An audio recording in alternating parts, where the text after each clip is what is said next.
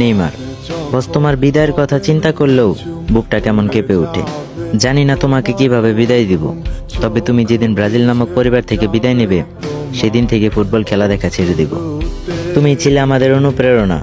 তোমার ছন্দ, তোমার জাদু সবকিছুই আমরা মনে রাখবো। তুমি যখন বললে ফুটবলই আমার জীবন, তখন বুঝেছিলাম ফুটবল সত্যিই তোমার মধ্যে জীবন্ত। যতদিন মাঠে ছিলে তোমার প্রতিটি মুহূর্ত ছিল অসাধারণ। তুমি না থাকলে খেলা হবে অপূর্ণ, শূন্য। বস, তুমি সেই আগুন যে জ্বালিয়েছিল মাঠকে। তোমার বিদায়ে মাঠে অন্ধকার, ভীষণ শূন্যতা। কিন্তু জানো বস, তুমি কখনোই শেষ হবে না আমাদের জন্য।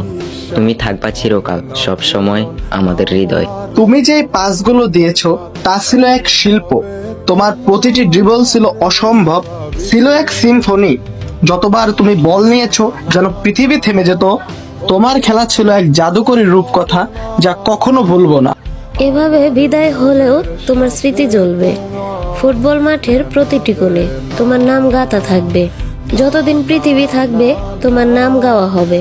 নেইমার, তুমি চিরকাল কিংবদন্তি হয়ে থাকবে আমাদের মাঝে।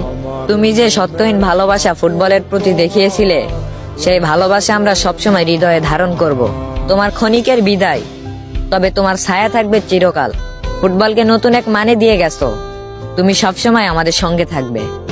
তুমি যখন বলেছিলে আমার খেলাটা শুধু ফুটবল নয়, এটা আমার জীবন, তখন বুঝেছিলাম তুমি মাঠে শুধু শরীর নিয়ে নয়, আত্মা দিয়ে ফুটবল খেলতে।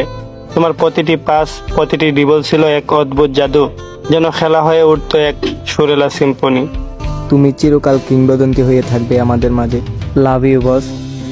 তুমি করেছো খেলা, পেয়েছি শুধুই অবহেলা।